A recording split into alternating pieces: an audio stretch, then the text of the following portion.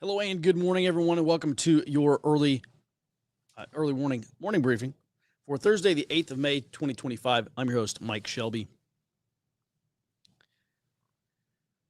Let's wait no longer, Jared. Good morning, and let's go ahead and start off with this India-Pakistan sit rep, if you would. It looks like there's been no substantial movement on either side yet. That's what I'm seeing so far. So the Indian and Pakistani troops have remained on their sides of the disputed border, with the exception of artillery and drone attacks.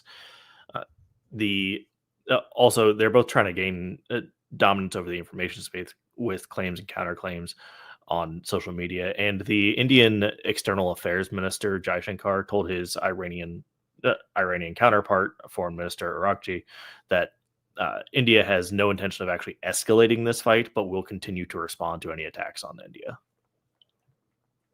Well, that's very important. Does Pakistan, do they still expect an invasion or some sort of military incursion from India? They haven't reiterated that, but given that they moved all of their troops up to the border, as well as India moving their troops to the disputed border, I think they're still planning for that. Mm-hmm. So, would you say if we had real-time satellite imagery, this would be a slam dunk question to answer? But would you say India looks to be like they're still staging for a military incursion, or is this primarily defensive on their part? I think so. I realize they're saying they don't want to escalate, but I do think that they are preparing to at least capture Pakistani occupied Kashmir, which is, you can just barely see it outlining the red there.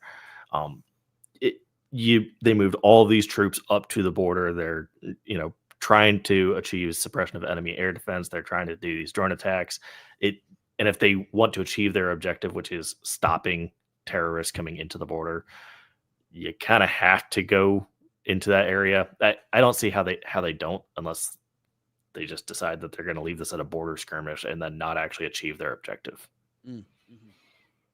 It seems to me, I'm not an expert, obviously, on the Jammu and Kashmir conflict, but I did read a book that had a chapter dedicated to it.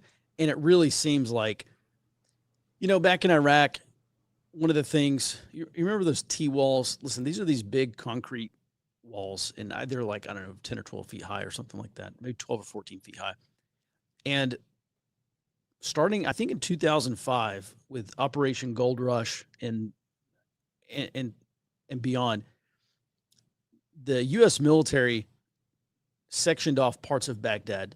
And this was Kilcullen's whole thing about you have to kill a city in order to save it. Basically, you have to make sure that nothing is being brought in, no ammunition, no ID components, no explosives, no artillery shells. And they basically said that's how you secure an area. You T-wall it off, you do these vehicle checks, nothing comes in, kind of nothing comes out without you seeing it. And it seems like that's maybe one course of action for India here. I'm not exactly sure that they're going to be able to T-wall off this very mountainous area, obviously, but it seems like that's their primary challenge. How to stop, because this whole Jammu and Kashmir conflict has been an insurgency and terror campaign. So I think the question for the Indians here is, how do you stop the flow of ID components, ammunition, arms, etc., into the area? And that's a mighty big challenge. All right, Jared, thanks for that. Let's go ahead and move on. And by the way, Jared, you're still tracking this thing. I know that some people are still concerned this is going to go nuclear. I don't think that's likely. However, if it does, Jared, you're monitoring the situation. We're going to post all of our updates over on the Early Warning Network app. That it's a way that, the fundamental problem was we produce the intelligence report in the morning, and then subscribers have to wait another 24 hours to get sit reps or get updates from us. And so when we launched the app, we now have the ability to push out, to do push notifications if something major does pop off. And of course, there's real-time chat and there's all sorts of features on there. And so if you would like to start a free 7-day trial, you can do that over at earlywarningnetwork.com. Jared, thanks for that. Let's move on. To inside the Beltway, Senator Bernie Sanders independent from Vermont, announced that he's teaming up with this progressive political organization called Run for Something, and they specialize, or they will specialize, in getting politicians aged, or potential politicians aged 40 years and younger, to run for office. And so Senator Sanders said that he is going to provide training to Run for Something, which provides support, like quote unquote resources and training, to these potential Democrat politicians. It has drawn the ire of some Democrats who see this as an attempt by the Sanders wing of the party to swing the future of the Democrat Party to the left. So not everyone is as thrilled about that. Also, coming up in Congress today, Senate Appropriations will be discussing the fiscal year 2026 Department of Homeland Security budget. We will monitor that and look for intelligence information to pass on to you. Also, House Foreign Affairs, the subcommittee on the Western Hemisphere, is holding a hearing called Spread Freedom, Not Woke Values, an American Agenda for Democracy and Human Rights. Meanwhile, over at the Fed yesterday, the Federal Open Market Committee meeting ended, and Fed Chair Jay Powell came out, and he said that they're not going to cut interest rates. They're going to leave interest rates unchanged at 4.25% to 4.5%, somewhere in there. Powell also warned that Trump tariffs, if sustained, will, quote, likely be inflationary, but he did say that it would either result in a, quote unquote, short-lived one-time shift in the price level. That's option A, or option B, it would produce more persistent inflation. We've gotten a lot of questions here about why there's so much consternation here between Powell and President Trump. And Trump was not very happy about this Fed policy, leaving these rates unchanged. He came out on social media yesterday and he called Powell a fool because Trump wanted a rate cut to ease economic conditions. President Trump has about 17 months before the midterms. Positive economic expectations would keep a Republican House majority competitive.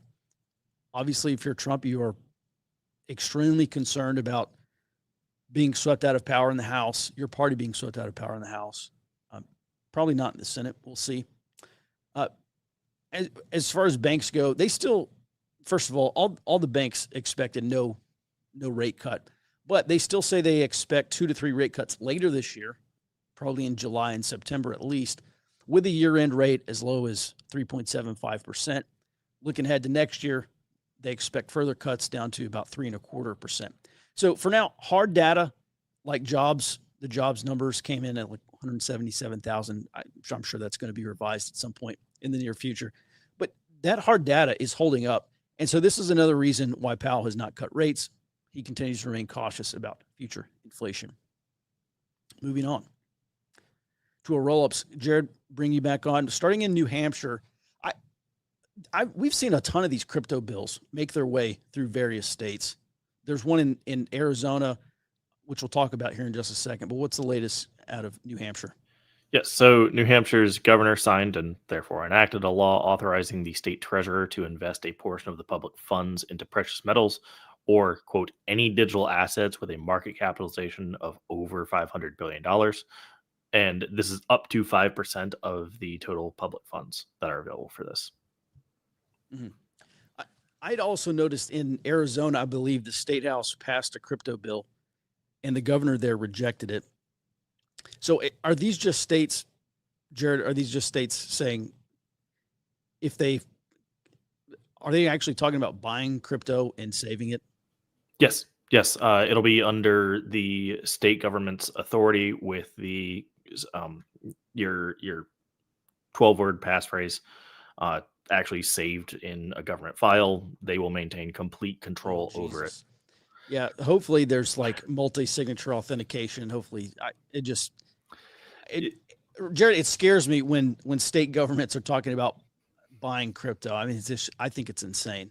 But at any rate, I guess these states hold gold as well. They likely will, and that was in bullion and coins, and I think they said other forms as well. So that may be the GLD and SLV, I think it is. Yeah. So I would think these states hold physical, but Yeah. not paper, but we'll see. All right, let's go ahead and move on to USDA. They are trying to expedite $21 billion in disaster assistance. What's going on? Yes, this is coming from a meeting between the U.S. Secretary of Agriculture, Brooke Rollins, and a group of farmers and the director of the National Association of State Departments of Agriculture. They all met yesterday, and the Secretary Rollins announced that she would be expediting $21 billion in relief for droughts and wildfires. And Rollins says that the recipients should actually receive payments as soon as the end of the month. Mm-hmm. All right, and then turning over to the Indo-Pacific, is this the Quad gaming out wartime logistics? They're calling it disaster logistics, but disaster logistics play out pretty darn well for also responding to any kind of attacks. That's why a lot of these countries actually do this, and they practice the humanitarian aid joint efforts. Mm. So this is the Quad: the United States, Japan, Australia, and India. Yes. The State Department announced that all 4 of those members came together last week in Hawaii. They just published this yesterday. They came together last week in Hawaii to conduct a tabletop exercise and launch what they're going to call the Quad Indo-Pacific Logistics Network. And this is meant to better coordinate logistics between all 4 members of the quadrilateral dialogue here. And I guess there are, what do you call them, typhoons over there or something like that. And there's earthquakes and tsunamis. And so there's lots of reasons to be practicing emergency logistics, humanitarian level logistics, but it's the Quad also. Yes, it is the Quad. It is. I don't remember if it's explicitly to counter China, but all of these people have, an interest in China being contained. If I remember right, they're all 4 also participants in the Indo-Pacific Economic Framework, which requires emergency shifting of supply chains, which this would directly affect. But as long as you're seeing all of the pieces, you can kind of see how they fit together. Mm-hmm. Great point. Moving on. What's up with the Houthis? So a couple of days ago, the President Trump said that he had achieved a ceasefire with the Houthis, and that both the U.S. and the Houthis had agreed to stop firing on each other. Houthis will stop firing on American shipping. And the Houthis, their chief negotiator, came out and confirmed that, yes, there is a ceasefire between the Houthis and America. They will no longer fire on American shipping. However, that does not include Houthis firing upon Israel. And to really punctuate his point, they also launched a few attacks over at the Israeli port Eilat. Mm-hmm. And so does this mean that American container ships are going to start moving through the Suez Canal again? I think we're probably looking on a 3 to 9 month delay. If I had to guess, some of the earlier movers are probably move, in about 3 months, but all of the shipping conferences I've watched over the last 2 years, they consistently say that even if there's a ceasefire, they will wait because they don't trust that the ceasefire will hold. Mm-hmm. Well, that's an important point. And I'm not a Houthis expert, but we've seen from lots of groups in the Middle East, you have one statement coming from the leadership saying, we're going to stop attacks on Israel, stop attacks on America, stop attacks on Western forces, whoever, coalition forces. And then you get Muhammad over there who just says, hey, yeah, let's go ambush or let's go blow up an ID on these guys, completely diverging from what we hear from leadership. Is that a realistic expectation for the Houthis that the Houthi government says, or the Yemeni government says, yeah, we're going to stop attacks, but Muhammad over there has a different idea? I don't know how well it interplays in their ranks like that. That said, we have seen them withhold attacks from the Chinese as long as they declare themselves as Chinese, put a flag in and actually put in their AIS, we are Chinese crude. So we could see something similar out of America, fly under the American flag, which would then return a lot of shipping to the US here, and say we are American crude. And it would just allow American shipping to go through. That actually, it hasn't been declared, but if you're looking at all of the pieces there, European shipping actually would not be included in that. They'd have to conclude their own ceasefire deal with the Houthis. So right. You, again, moves to American shipping. All right. And then let's move on over to Syria. I would say a positive note here, talking about de-escalation. Yes, we've Covered Israel moving into Syria. They had a small ground incursion and quite a few airstrikes. Right now, the Syrian president said that his administration is holding indirect talks that are with Israel to de-escalate tensions caused by Israel's recent strikes. They've been running airstrikes, and we covered that Turkey actually defended Syria over the weekend. So hopefully this will de-escalate the entire situation there. All right. Thanks for that, Jared. Let's go ahead and move on to our some more domestic items here. One other domestic item. Merrill Lynch came out in a recent note to clients. Their chief investment office said that after 50 years of running trade deficits, a reordering of global trade, they say, will be, quote, painful and disruptive, but they also say it's long overdue. Let me preface this by saying it is not uncommon to see personal opinions or professional opinions make their way through all these bank reports. I've been reading these since 2020. Most of them are limited to commentary on the effects or the risks of certain policies or certain economic, financial, monetary conditions. It's pretty rare that I've seen a chief investment office or a chief investment officer come out and actually editorialize and say, this is actually a good thing. Because what we've heard from a lot of mainstream sources is that tariffs are bad, actually. And here's Merrill saying, this is actually long overdue. They have some amazing stats in here. They say, quote, since the mid-1970s, America's cumulative trade deficit with the world tallies $22 trillion. They say that's a staggering transfer of cross-border wealth that has had harmful economic consequences for U.S. workers and communities. They go on to point out that at the peak in the year 2000, America was less than 5% of the global population, but accounted for 19% of world imports. And the CIO says, quote, America's willingness to run trade deficits underwrote the export-led growth of Japan, then the newly industrialized nations of Asia, like Hong Kong, Taiwan, South Korea, and Singapore, then Southeast Asia, and ultimately China. And they say, quote, as a net energy importer, U.S. demand for crude oil and other commodities fueled the growth in the Middle East and Latin America. They continue, quote, fast forward to today, and the year 2025 will mark the 50th straight year, a half century, America has run a merchandise trade deficit with the rest of the world. When you go back and you look at the past 50 years, Japan has run a trade deficit with the world 14 years out of the last 50. China has run a trade deficit 11 of the past 50 years. Germany has run a trade deficit for 0 of the last 50 years.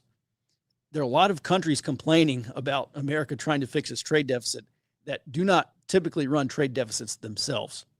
At any rate, Merrill continues, quote, and now with the U.S. competing neck and neck with China in many cutting-edge technologies that affect national security, and in lieu of the rise of modern mercantilism, there's basically zero tolerance for massive trade imbalances in America. The rules-based, free market-led, interdependent world of the past is fading. In its place, a new global trading regime that emphasizes where things are made, no matter what the cost is taking shape. This is pretty incredible. Americans have given the world a surplus of $22 trillion in exchange for some things we need and many things we do not need. As Merrill points out, this is a net outflow of money from American households to buying things from the world through retailers, of course, through middlemen. And it has made the world richer. When you go back and you look at economic growth in the world from 1820 to 1950, so this is before the massive U.S. trade imbalance here, global economic growth was 1.6% annually. And then you look at the next 70 years from 1950 to 2020, when trade imbalances worsened substantially, and you can see that there, that's the bottom chart on this image here. From 1950 to 2020, the global economic growth was 4% annually. So it was over twice. Global economic growth was over 2 times as large for the next that next 70-year span. And our insatiable appetite for imports was a large driver of that global growth. As Treasury Secretary Scott Bessent has said, in order to reduce this imbalance, Americans will need to consume less and produce more. This goes far beyond economic security, though, because this is a national security issue, especially our trade imbalance with China. And listen, I wish the Trump administration made this case much better than they have. American consumption has, at least in part, financed the rise of the Chinese military. The Chinese are being paid to lend money to the U.S. government, and they get that money through interest on buying treasuries. And then they turn back around, and then they get paid again when Americans buy Chinese goods. And so some of that money, quote unquote, comes back. That's what Larry Summers and all these other people say. They say, oh yeah, all this money that we're giving China to buy Chinese stuff, that comes back to the United States. And you know where that's going? That's going into our stock market. So we have the Chinese buying stakes in U.S. companies, sometimes substantial stakes in U.S. companies. That allows them to vote and potentially control the future of what these companies do. That money comes back to the United States in forms of real estate investment, driving up prices. The Chinese have been buying mines and farmland, so they are buying our product. They're using our money that we pay them for stuff, in many cases that we don't need, and they're turning back around, and they're using that money to buy our productive land. And so this is not just an economic security issue; it's a national security issue. We cannot maintain the status quo with our primary adversaries while they continue to hollow out key domestic industries and take control of critical supply chains, and then turn around and also expect to maintain global economic and military dominance. For all the faults of a Western-led, rules-based international order, Americans are not going to want to live under Chinese rules. We will not want a world where China gets to make those rules. Yet that is where we've been headed. On the topic of Larry Summers, let me just say this, a couple things, and we'll move on. Larry Summers had this video that made the rounds, and a lot of people were clapping like seals over this. Larry Summers is a former Treasury Secretary and a financial and economic pundit now. But he said effectively, the United States prints worthless dollars. We export them abroad when we buy things, and then we get goods of value in return. And Larry Summers says, look, this has made goods cheap. We have one of the reasons why we've had deflation in the United States in many industries, not overall, but in many industries, is because goods are getting cheaper from abroad. And the problem with that is it's not just worthless dollars that are being printed. That's money coming out of U.S. households buying things. And sure, they make the choice to buy the cheap Chinese crap, but that does not negate the accumulated effect of us financing China's rise. Another mindless argument that I see people make, someone tried to tell me this yesterday. They said, trade imbalances are good, actually, because if you think about it, if I go to Ford, first of all, I would never buy Ford, but let's just say you go to Ford and you buy a $50,000 vehicle, and you say, well, I don't expect Ford to turn around and buy $50,000 of stuff from me, so trade balances are a good thing, actually. And here's the fundamental problem with that argument. First of all, it's a low IQ argument, and it's parroted all over the place. But you're not buying a Ford vehicle every single day. The United States is doing this, running massive trade imbalances every single day, year after year. And you can see how bad it's gotten from 1976 to 2024 into 2025. The second thing is Ford is not trying to undermine your economic security. They're not trying to beat you economically, not just economically, but diplomatically and all the dime, diplomatic information, military and economic. Ford is also not trying to hack into your home Wi-Fi and launch cyber attacks against your computers and steal sensitive information from you so that they can turn around and exploit you and beat you even worse. But Ford is not trying to do that to you, but China is trying to do that to us. So we can separate the China trade imbalance argument from all the other countries. I don't care if we run a trade imbalance with Germany or whatever. I don't care, but we cannot keep doing this with China because China is trying to do all those things. Thanks for bearing with me with that. Let's go ahead and move on. Jared, an update from the Chinese PLAN in the Scarborough Shoal. What's going on? Yeah, speaking of Chinese military and us funding it. So this is according to the Philippines. The Chinese recently doubled their maritime presence at the Scarborough Shoal, and the Philippines responded in kind. Shortly after that, nearby the Scarborough Shoal, you can see pinned here on the map, 2 People's Liberation Army Navy frigates and a Chinese Coast Guard vessel harassed a Philippine Navy patrol boat by simultaneously sailing too close and then crossing in front of the bow, boxing in the patrol boat. This is actually published from the Philippine Navy here. You can see the picture on the right. Now, this is significant activity here. Previously, it actually right in this area here, I assessed that a People's Liberation Army Navy presence in over the Coast Guard presence would actually probably be a stabilizing factor because the Navy was known to be more professional. They didn't tend to do the things we saw coming out of the Coast Guard and maritime militias. And that was a rule of thumb as far, even back when I was deployed in 2014 and 15, was the PLA Navy did not do the unprofessional things. They were actually a professional Navy. This breaks that professionalism rule of thumb normally given to to China's maritime forces, with the Chinese Navy operating in the same aggressive manner. That means I was wrong in my initial assessment, just to get that right out in the open. I now have to reassess that the Chinese Navy is going to be more aggressive. This puts us in a greater likelihood of accidentally starting a war, because everybody involved here has lethal force options and an array of them. At the same time, they're all claiming defensive maneuvers. The Chinese are saying this is a defensive maneuver, and they almost caused a Philippine ship to essentially T-ram them. And of course, in the event that this happens, this is likely going to activate the U.S.-Philippines Mutual Defense Treaty. Mm-hmm. Yeah, that seems to be the risk. So, Jared, is this kind of like full court press here from China on the Philippines? I think it is, and we've covered pretty extensively what all they have to do in order to effectively grab Taiwan. They're gonna have to maintain a presence here in the South China Sea if they want to actually keep the Philippines out of it. And I think they're trying to intimidate the Philippines, and I don't think it's going to work. I think we're going to see a lot more interactions that are very aggressive. We may even see rammings between the two navies coming up. Last summer, we saw a whole lot of side swipes. We even did see actually a few low speed collisions. Mm-hmm. So when we look at gray zone warfare, gray zone activity in the South China Sea, China's very good. If you have this spectrum here of cooperation to competition to crisis to conflict.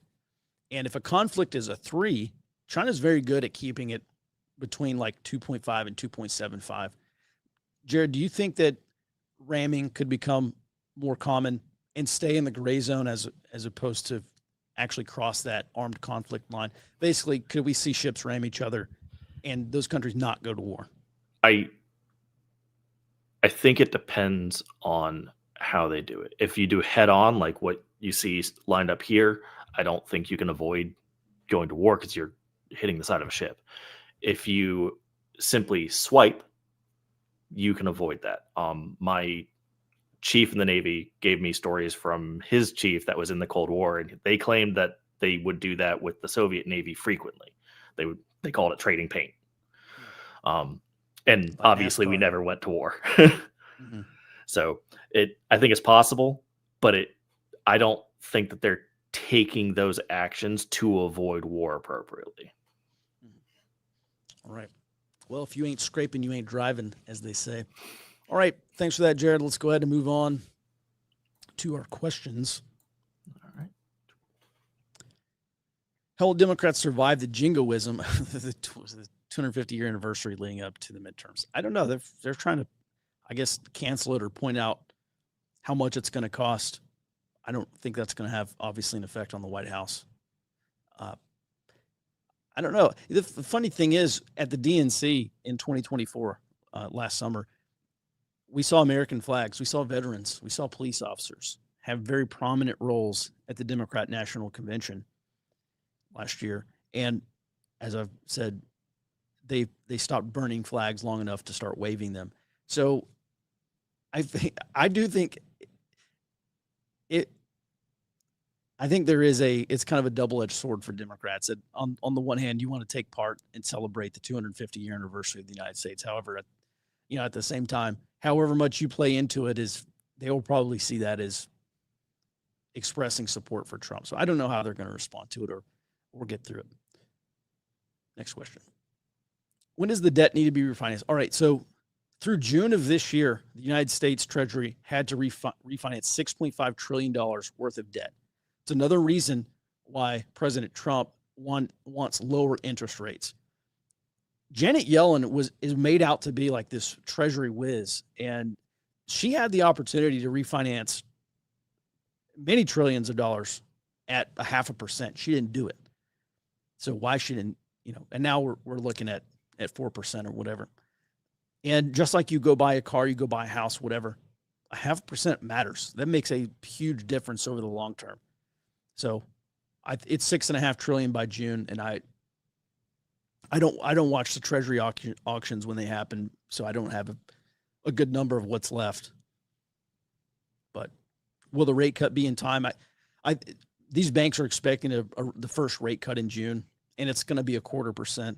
So it will have an effect on future debt refinancing, but I don't know. All right. How can Ray Dalio say that China is ascendant, but also in demographic and economic freefall due to a plethora of bad loans? I don't know. I followed Ray Dalio since 2016 when he was at Davos saying the United States is headed towards civil war. And he boiled that down between capitalists and socialists. And anytime you have a billionaire who has made lots of money by betting other people's money, you have to be very good at that job. You don't stay in that industry for very long if you're not good at it. Ray Dalio has been one of the best. So I actually think he's painted himself into a credibility issue here, painted himself into a corner on his xenophilia, on his love for China. So I don't know how Ray Dalio argues this away. But you know what's crazy is in his book, Principles for Navigating Principles for Dealing with the Changing World Order, that came out in, I think, 2022, somewhere around there. He talks about sending his son when he was still in elementary school. Ray Dalio, who lives in Connecticut, sent his son to this school in China that didn't have air conditioning. I don't even think it had like internal heat. Ray Dalio had to send his son jackets so that he could stay warm during the Chinese winter. And Ray Dalio was talking about, how great a cultural experience this was, and how great. And now his son is fluent in Chinese. And just read that, it really becomes clear how much Ray Dalio loves China. And I don't know why that is, but when you send your son or any of your kids abroad, and I think his son unfortunately passed away several years ago, but whenever you send your children to a foreign country to have in pretty Spartan conditions for an education, like you have to be pretty ideologically committed, I think, to that country. It's a little bit shocking, frankly. Let's do the next question. It seems that Powell is hesitant to cut due to potential future inflation. Yes, that's true. He's said that. He said that during this FOMC press conference yesterday. Do you think cost push supply chain squeezes are different from overheating economy? Well, yeah. I mean, when the cost of goods goes up, prices rise. So I don't think we have an overheating economy, so I don't think that's what we have to worry about. But yeah, I think they're two different things. It's different when the Fed prints trillions of dollars of money and pushes it out into the money supply. And when you have supply-led price increases, they're fundamentally two different things. I'm not Milton Friedman, but I guess he would say all inflation is due to printing too much money. Any other questions, Jared? Nope. That's the end of it. All right. Listen, as a rate cut signal, apparently we're still looking at June. President Trump looks at the economy and listen, we did have economic contraction at I think an annualized rate of negative 0.3% in Q1 of this year. So I do think Trump looks at that and is somewhat concerned. He obviously wants positive numbers. You look at most projections now, and people are, these banks and investment, and I'm not saying they're infallible, they're often wrong, but they're still expecting positive economic growth this year. But I think what Trump really wants, he wants to turn these negative economic expectations for the future. You take consumer sentiment and you have to turn it positive if you're President Trump. A rate cut here would I think obviously ease some financial conditions. We've seen, so I think that's why Trump wants a rate cut. I don't think Trump is concerned about an enduring recession. I don't know. You look at most banks and they're still like, around 40, maybe as high as 60% on whether we'll have a recession this year. But a recession is 2 quarters of negative economic growth or economic contraction. If we have positive numbers in Q2, we will not officially have an actual recession until the end of Q4 at the end of this year. So I think Trump thinks if we are going to have a recession, he obviously wants to front load that and not have it into the midterms. You look at what Bessent told Congress on Tuesday, and he said they're negotiating these trade deals with 19 major trade partners. He said 80 to 90% of those will be done by the end of the year. So it's pretty obvious that they want to push consumer sentiment and economic expectations up heading into next year and build momentum going into the midterms. I think that's obviously the real strategy. A rate cut here would have probably helped that. Probably would not have done a lot for inflation or for just prices in general. All right.